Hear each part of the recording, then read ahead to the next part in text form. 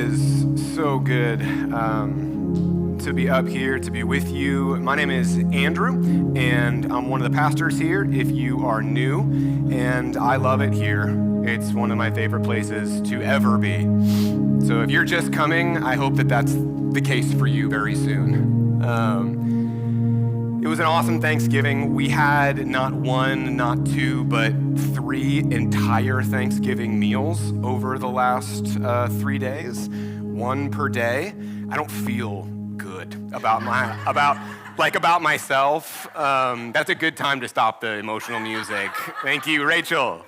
Rachel is there for 2 of them, so she gets it. No, I mean, Thanksgiving is over. I love Thanksgiving. I've kind of been a grump surrounding Christmas, though. For years, I was told I was a grump surrounding Christmas.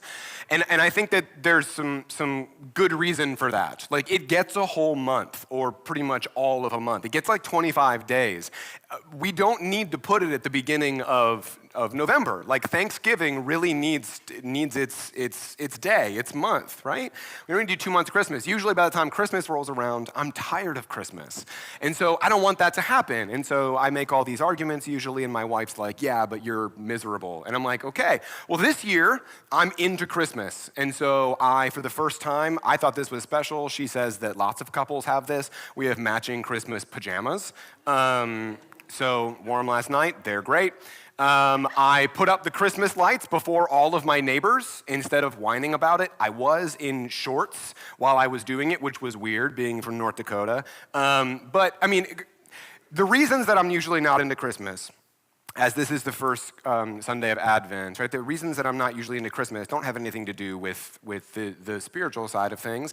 It's the consumerism. It's the commercialism. It's all I want for Christmas is you. I don't know if you've seen the meme where it's looking in the rear view mirror, the side view mirror on the car, and it says things might appear closer than they are, and it's Mariah Carey running after the car singing All I Want is Christmas. Like, that's how I feel. Like, it's coming.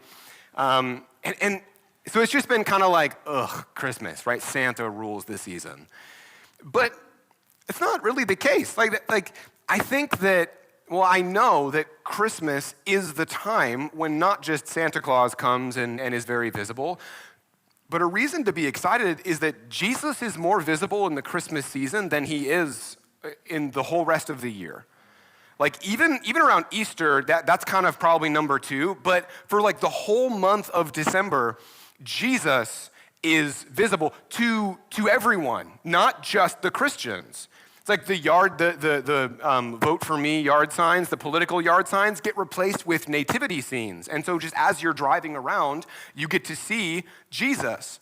Like, even non-Christians, like people who don't follow him, they know that it's not just Santa, it's Santa. And then, yes, Christmas is celebrating the birth of this Jesus guy. And as I sat there and thought about this and kind of reworking why I should be excited about Christmas, I started to kind of go down the rabbit trail, and I'm like, okay, what is happening in the mind of people when they think about Jesus but don't know him? Have you ever thought about that? Like, what do they think about Jesus when they see him? Is the visibility of Jesus leading to a greater worship of God during the Christmas season, or am I just being super optimistic here? So I went and looked up some surveys because I like data, and it turns out a survey just a few years ago revealed that 92% of U.S. adults believe that Jesus was a real guy. 92%, right? That's pretty good. And the 8% that don't believe Jesus was a real guy are kind of laughed at in the intellectual sphere. Like, in the academic, even the atheistic sphere, they're like, no, Jesus was a real guy. It's that second part that gets me. 92% of U.S. adults believe Jesus was a real guy, but only 48% believe that he's God.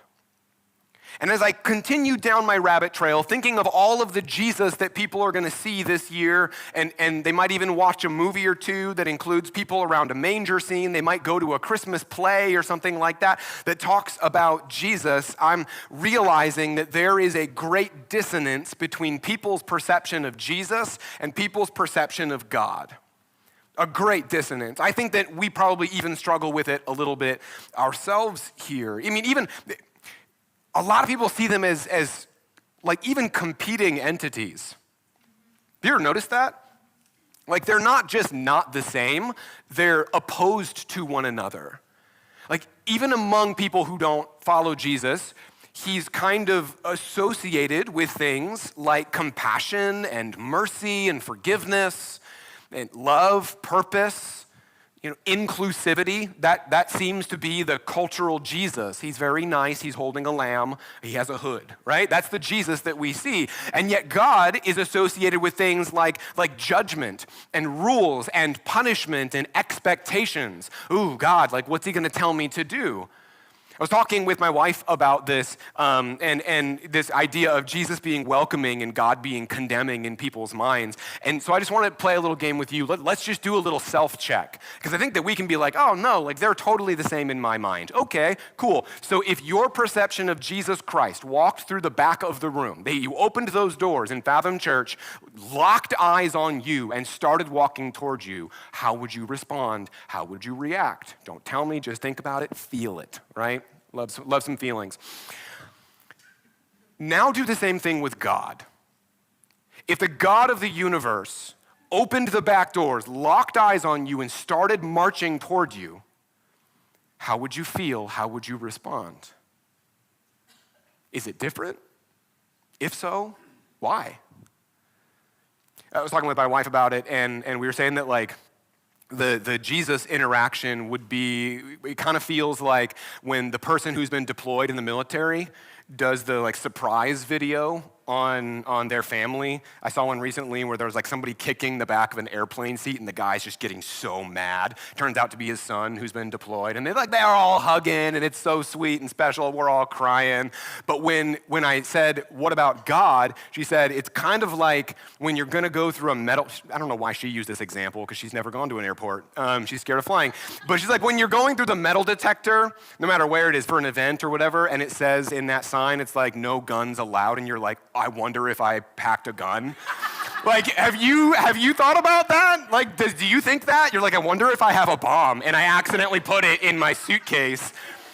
But like, that's the feeling, that anxiety, that worry of like, oh, God's looking at me. I wonder if I did something that not even I am aware that I did, not to mention all the stuff that I did.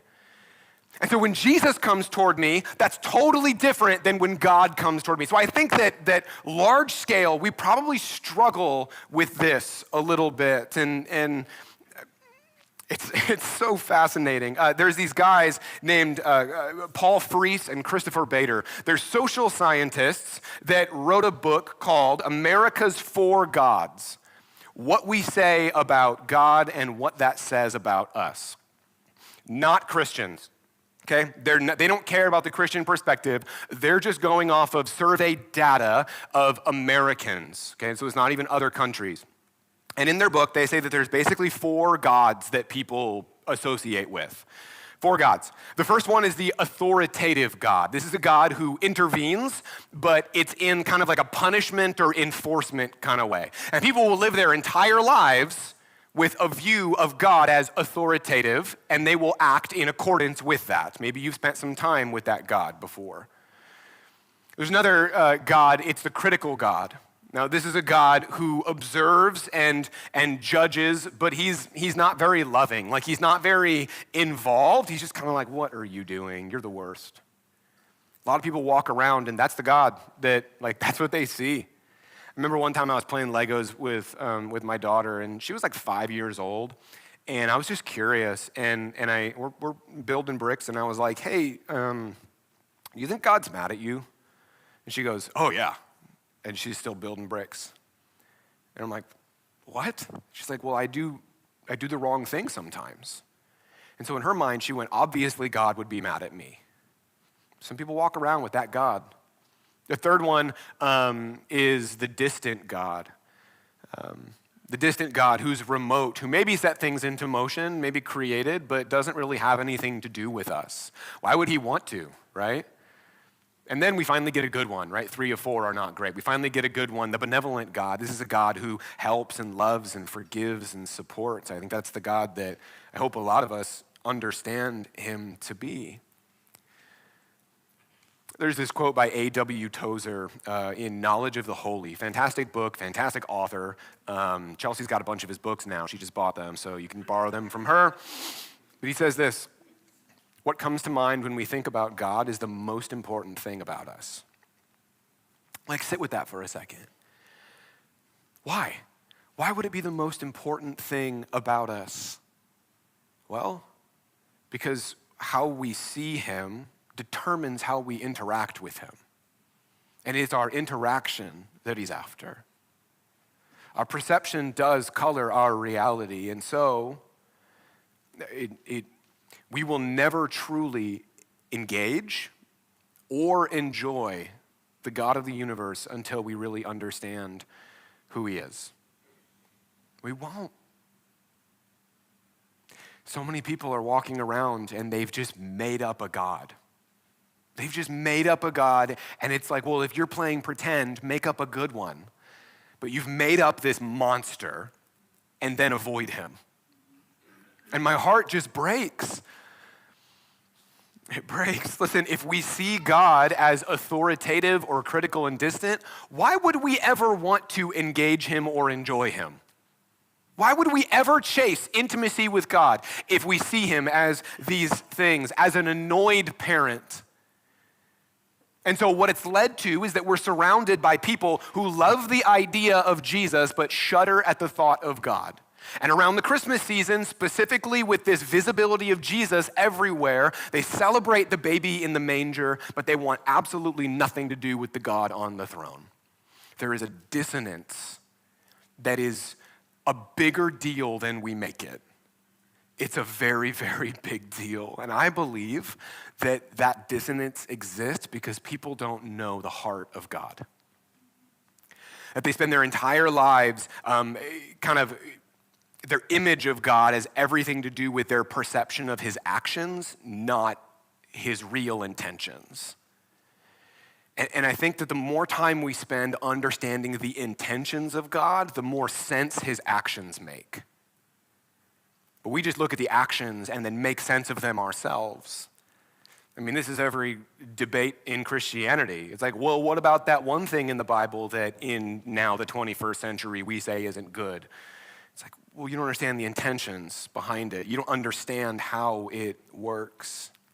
You know, we're not the first culture to misunderstand God's heart. This has always happened. This is the product of sin, is misunderstanding God's heart. People have always struggled with this dissonance, but you know who didn't struggle with the dissonance between God and Jesus? It was the biblical authors, probably because they had God's help. But let's take a look here at what they have to say. Paul in Colossians 1 and 2, he says a couple of different things. He says, the Son is the image of the invisible God. Want to know what God looks like? Look at Jesus. And as we're going to talk about image in a little bit, it's not like one-for-one image like what my eyes see, but you want to know the heart of God? Look at the person of Jesus. That's what Paul is saying here. He says in the same chapter, in him, Christ, the fullness of God was pleased to dwell.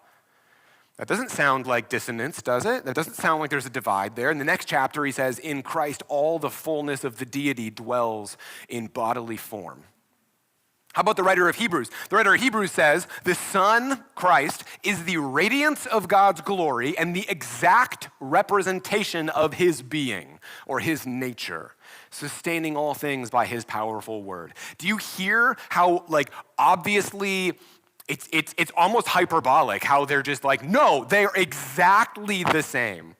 They're completely unified. It's not one over here, like a Venn diagram, and they cross over a little bit. They're exactly the exact representation of his being.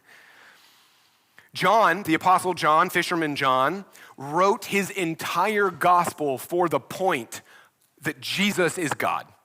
That's the whole point. Near the end, Christina read us a little bit of the end. This is in chapter 20, the one right before it. He says this.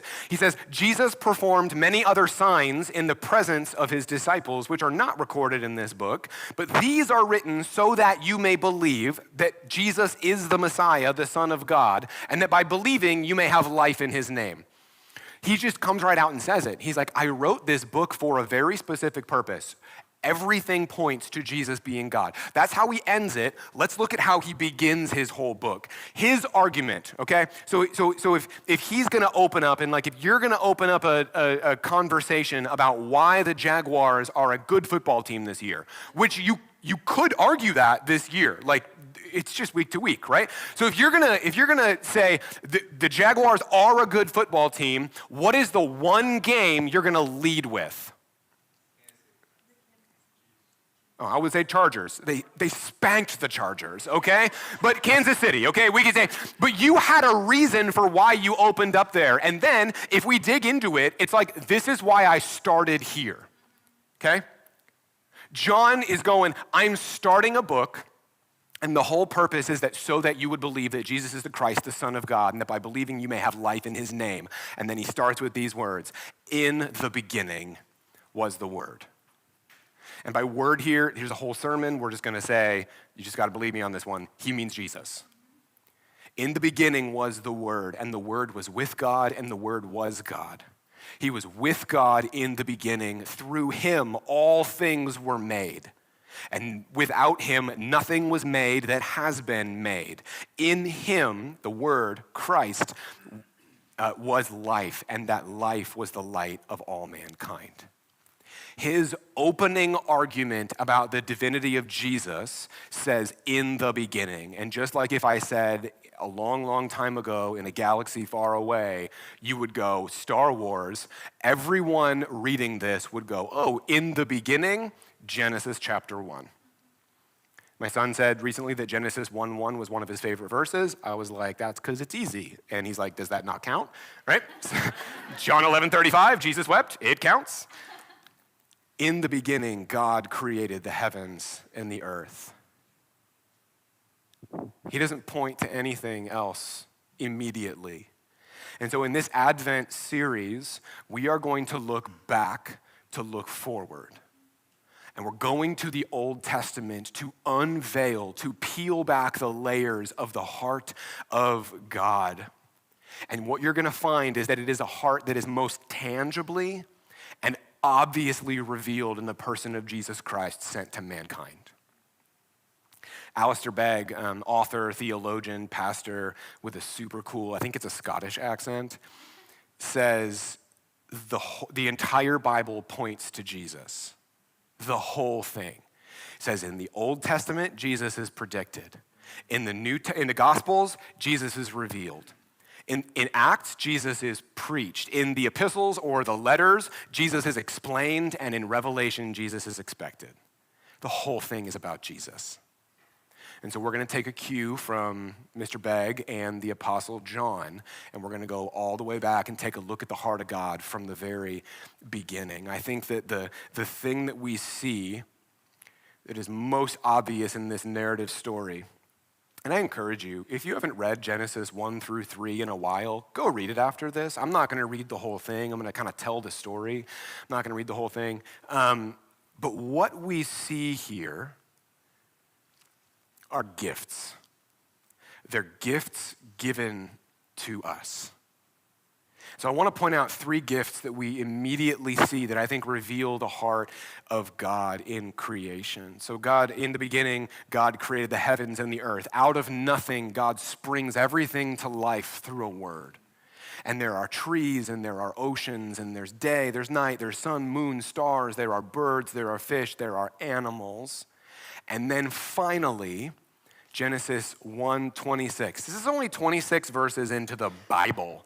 And God says this, says, then God said, let us make mankind in our image, in our likeness. Now, I'll point to the fact that Christina, 3 weeks ago in her table communion information, said that she pointed to this, and I was like, ooh, I'm going there. Let us make mankind in our image. Who's God talking to? Well, God's talking to God.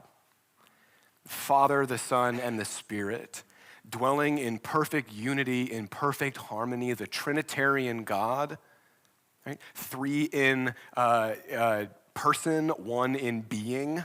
He is one God in 3 persons, Father, Son, and Spirit. I'm reading this book right now called Delighting in the Trinity. You should read it. It paints this picture of God that really helps us see his heart. Well, God is dwelling, Father, Son, and Spirit in perfect harmony and perfect love, and out of an overflow begins to create everything. And what we see here in this 26th verse of the Bible, it says, God, let us make mankind in our image, in our likeness. God gives these people made from dirt. These people made from dirt. God scoops up the dirt and he's like, person, right? Like he forms it into a person. These people made from dirt are given a seat at the table with the eternal Father, Son, and Spirit. This world created for the two to be in intimacy with one another, God and mankind. The book says it this way: we are invited into triune fellowship. We're made of dirt, but we're given dignity and an identity and a unique connection to God through koinonia fellowship with him, through shared experience. And so as we see this first gift, it's the gift of identity. It's the gift of identity. He made us in his image, in his likeness. I like to say that we are carriers of his character. It does not mean that God is 183 pound, 5 foot, 11 and 3/4 white man. That doesn't mean what it is. It couldn't possibly. Like, look at all of you. None of you look the same. It means that we are carriers of the likeness, the attributes, the character of God. And I want to point out here something that I think we miss a lot of times. And that's that we're given his image. We don't earn his image. We're given it. We don't earn it, right? We were made from dirt. And before that happened, God is like, hey, I have an idea. Let's give them our image. We did nothing to earn it, nothing to deserve it. This was a complete act of love and pride, right? Creation was not very good until mankind entered the scene. And then God looked at everything and said, this is very good. This was an act of love. It was not a cosmic test to see if we were worthy of his image. And how many people are walking around, even me, like I will default to like God made us to see what we would do. No, God made us to love. There are shades of the gospel all over this. Most notably that our ability to do anything did not positively or negatively affect God's gift of his image. Our potential screw up did not negate God's gift. It didn't change it. We didn't earn his gift, and we didn't prevent his gift. It was a gift. We were given identity. The second thing that God gives us in this story, in this narrative, is purpose. He gives us purpose. Look at the second half of Genesis 1:26. So made in the image of God, the likeness of God, so that they may rule over the fish in the sea and the birds in the sky, over all the livestock and all the wild animals, over all the creatures that move along the ground. In the next chapter, 2:15, it says, the Lord God took the man and put him in the Garden of Eden to work it and take care of it. God gave them work. And that doesn't sound very fun. If you have a job that you're not super pumped about, it's like, oh, cool, thanks, God. Not like that, though. Think about this. He gave them the gift of work. It was work that gave them purpose and it gave them joy. He says, rule over the animals, name them, dwell with them, enjoy them. I have cats. My mug is covered in cats. I love my cats. I just buried my face in one of my cats last night, right? It then got very itchy. But it's like, I enjoy this little creature. Imagine that. Just God made this to enjoy, but you have to tend to them. You have to rule over them. Work the garden. I think of like Steve Bryce and my wife and all the other gardeners that are around here, Jonathan, all the other gardeners that they're just like, I come alive when I touch dirt. I don't come alive when I touch dirt. It makes me feel icky. But it's like, he's like, tend the garden and then enjoy the fruit of your labor. I do like when people bring me produce. So just, for brownie points, I love it, enjoying the fruit of the produce. It's work that meant something. It's work that brought about joy. This is how I talk about evangelism. It's work. It's a commission. It's a job. But you were told to do something, go make disciples, that has an eternal impact, but also brings you incredible purpose and joy. God gave you a job that would fire you up every time you do it. It's what it's like to walk in your calling. When I get to speak or do any of this type of stuff, it's my calling. This is what I'm meant to do. So I love doing it and I get fired up. For some of you, it's holding babies. My wife, it's holding babies. She loves those little kids so much. It might be planning events. It might be writing. It might be finance. I don't know. But God designed us with a calling. And when we're walking in that calling, dude, Thanksgiving was probably awesome for you, Steve. You just got to flex your calling all over 30 families in Jacksonville. Steve cooks things, by the way. This is what it's like to walk in your calling, to be given purpose that leads to joy. See, we were created for work, but it was good work that overflows the heart of God to the world. I think I was thinking about this. Look at Ephesians chapter 2, verse 10. It says this, "For we are God's handiwork, workmanship, masterpiece, created in Christ Jesus to do good works which God prepared in advance for us to do." Tell me this is not exactly mirror what we're talking about. It's just this reaffirmation. This is what God made you for. And he always knew it was going to be good. The next gift, this third gift, is this gift of intimacy. So we've got the gift of identity, the gift of purpose, the gift of intimacy. It says this, Genesis 2:20. "So the man gave names to all the livestock, the birds in the sky, the wild animals, but for Adam, no suitable helper was found.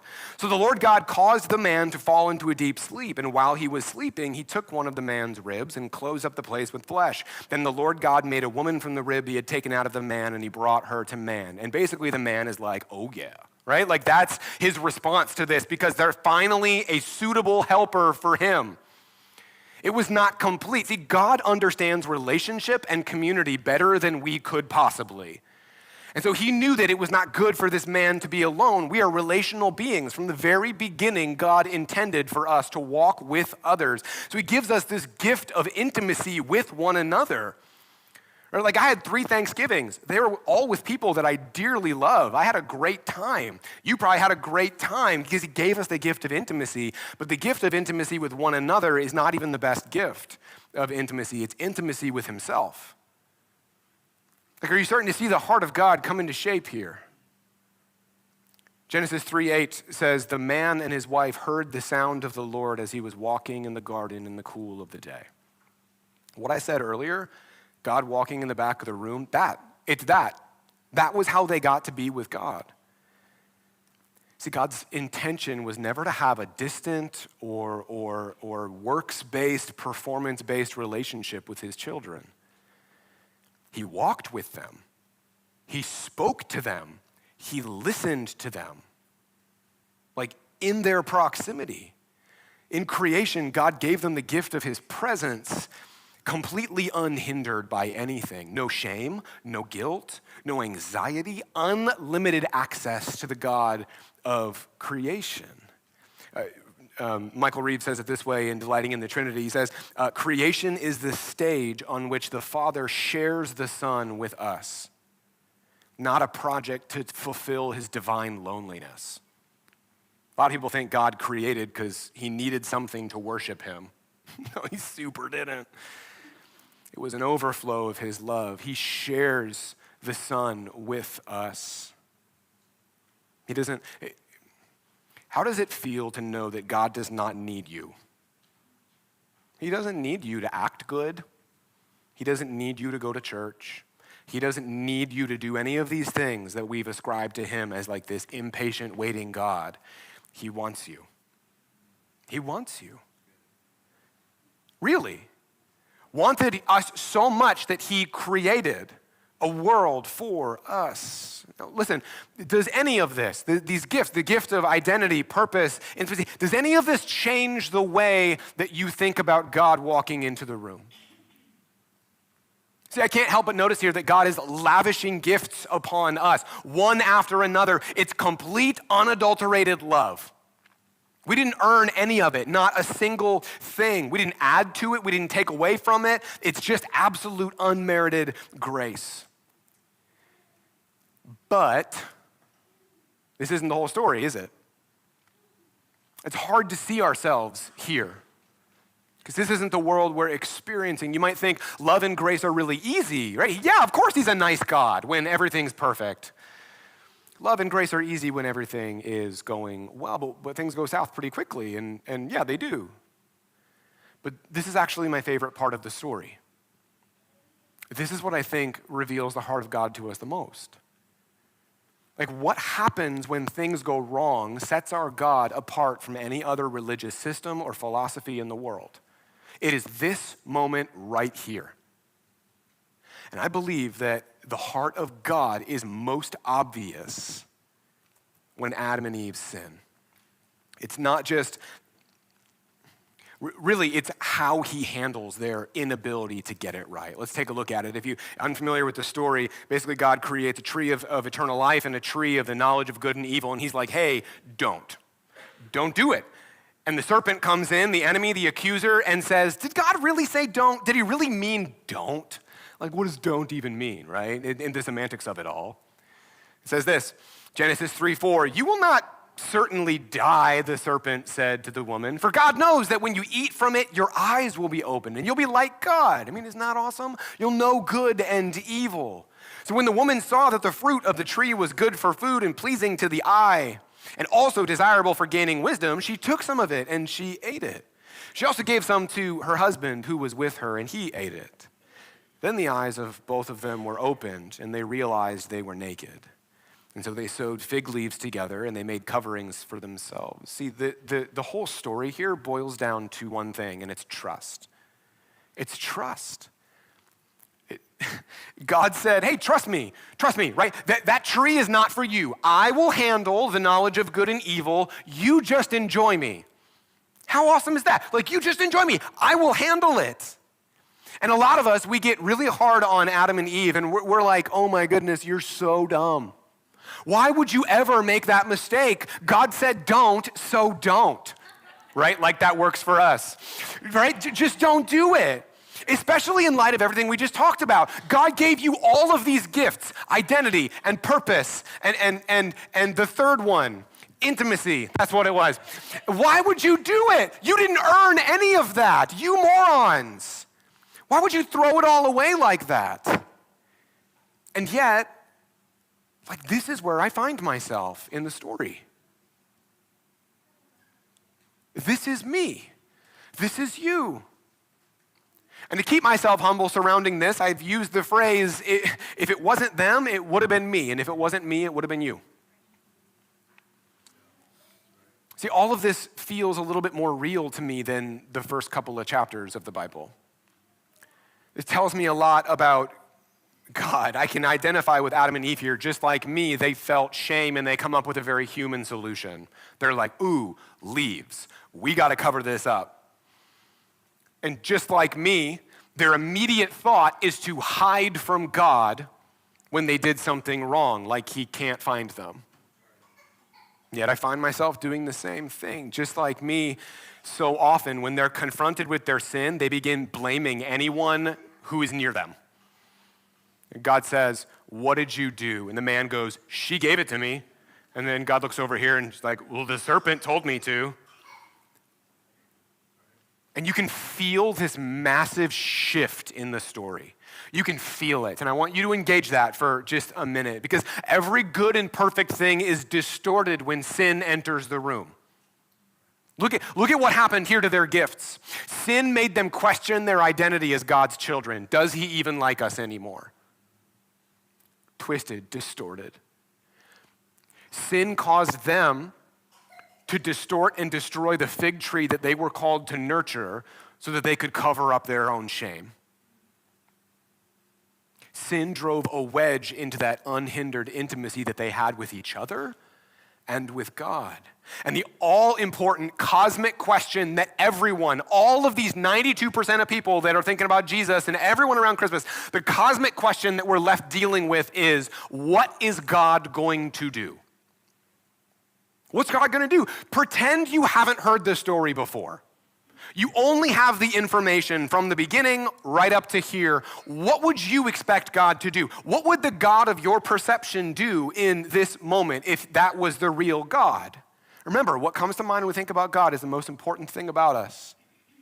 Is he gonna give up on them? Is he gonna scrap it and start over? Well, these guys sure didn't work out. Let's just do the project over again and see if the next ones can make it. Is he gonna yell at them?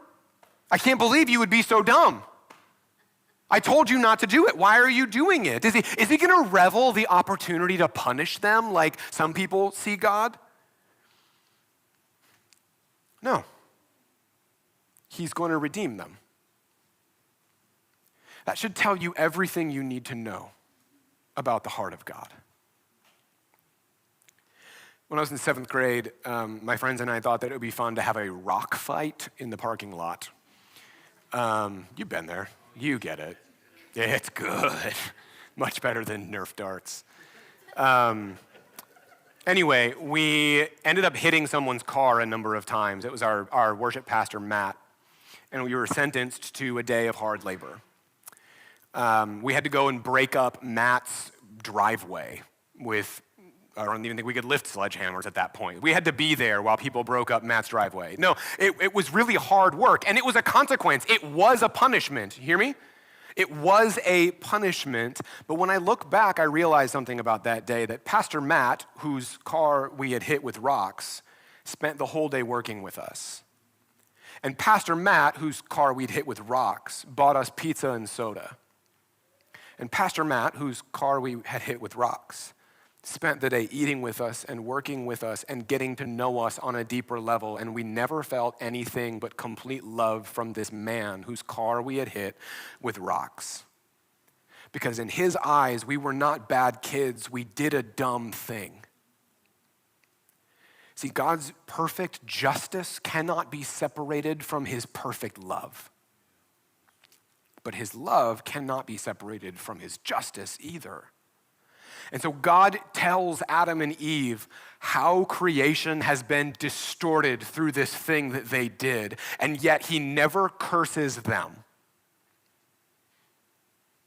The consequences of their sin were real, but he never left them. And so just like Pastor Matt, God leans in. You know what the first recorded death in the Bible was? Genesis chapter 4, Cain kills his brother Abel. That's the second death. The first death were the animals that God killed to make clothes, to cover the shame of his children. The blood of the innocent covering the sin of the guilty. All the way from the beginning. God also banished them from the garden, put a big flaming sword in front of the garden, and a lot of us are like, well, that's really harsh, until we realize that the Father, Son, and Spirit had a little powwow, and we're like, we cannot let these people, now that they've tasted this fruit, they know this, they should not be allowed to eat from the tree of everlasting life. And so God protects them from living forever in a broken world. When we examine the intentions of God, not just our perception of his actions, does this sound like the authoritative, vengeful God you've heard of in the Old Testament? Or does this sound like a heartbroken father, deeply wounded, completely resolved to help his children through their own foolishness? I mean, just listen to the questions that he asks when he comes to the garden to walk with them and for the very first time finds them hiding from him. Like, how do you read these? It matters how you read them. He says, well, where are you? Who told you you were naked? Have you eaten from the tree? What is this that you've done? Do you hear the heart of God? See, in my opinion, all of this kind of pales in comparison to what God says next. He addresses the serpent, and the serpent, let's talk about that. The serpent, who is still slithering around, by the way, whispering in our ears. Did God really say? that's going to feel real good. Did God really say you can't like gossip at all? Did God say that all lust is bad? Did God really say, and did he really mean, and hey, spoiler alert, like we're still eating the fruit. And we're ending up in this place of shame, but in Genesis 3:15, God says something that should forever change how you see him and his intentions and understand his heart. He says this to the serpent, I will put enmity or hostility between you and the woman, between your offspring and hers, and he will crush your head and you will strike his heel. He writes the enemy a letter and he says, dear accuser, someone is coming, born as a human baby from an imperfect woman, and you're gonna hate him just like you hate all of God's creation. And you're gonna wound him. And you might think that you've won, but in the end, he's going to crush your head. And we hold on to this promise, and I imagine the Trinitarian God, Father, Son, and Spirit, as he proclaims and prophesies and promises this. I imagine the Father looking at the Son, nodding to him, knowing that he will be born in a manger as Emmanuel, God with us. That he will live a perfect and sinless life, completely innocent of all wrongdoing, that he will hang on a cross for the sin of the guilty, that he will rise again from the dead to crush the head of the serpent, all so that we can be made whole and be reunited with him. This is our God. This is our God. This is who we celebrate at Advent. And so I want to invite you to abandon all other images that you have of God. Lay them down. There are no yeah buts in this equation. This is the heart of God from the very beginning. Abandon your thoughts about who God is and what he wants, because this is who he is and you are what he wants. I want you to hear the good news, the gospel, all the way from the beginning, about a God who gives us identity and purpose and intimacy, about a God who walks with us through our sin and rebellion and invites us in closer, a God who has already won and will ultimately win in the end. And so, like, what do we do with this? Well, we cry out in our pain and our frustration with a broken world. Like, we cry out. God is not irritated with you. He's not mad at you. He's heartbroken when we choose our own path. Prone to wander, Lord, I feel it. Prone to leave the God I love. One of my favorite hymn lyrics, because I am prone to wander. But he's not like, good luck. He pursues us. He comes after us. That is his heart. And so cry out. Spend some time worshiping. Like when it all comes together, when it comes alive for you that this is God's heart, spend some time pouring out worship to him. Just sit there and think about it. Worship him for who he is and what he's done. And it's my prayer that today there's somebody in this room who walked in here hating, not my prayer that you would hate him, my prayer that if you walked in here hating the God of the Old Testament and loving the Jesus of the New, confused about the God of the Old Testament, frustrated with the God of the Old Testament, that you would walk out of here praising the God who was and is to come. It is not an Old Testament God, a New Testament God, the heart of Christ. For God so loved the world that he gave us his one and only Son. You realize that's not for God loved the world so much. That so is for God loved the world in this way, that he gave his one and only Son. And whoever believes in him will not perish but have everlasting life. My hope is that you can hear the heart of God, that it would draw you to engage him, that it would draw you to enjoy him, that if you've been running from him, if you're like this when it comes to God, that you would lay it down, that you would surrender. Nobody wants to live like that. And as someone who I think, I'm not perfect, but I think I see God rightly, how he intends to be seen. It's so good. It's so good. He loves you. Let's pray. Jesus, thank you so much for being the exact representation of God's nature and being. That we can look at you and see the way that you welcome the little children.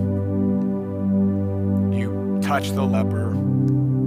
You teach the disciples. You correct the Pharisees. We see that. We can see the heart of God. Lord, I pray that we would so clearly see the good news. God, I pray that we would drop everything else that we're carrying about you, and we would see you rightly. Lord, it's evident that you love us, and I love you to the best of my ability, not even that sometimes. But God, I want to know you. I want to enjoy you.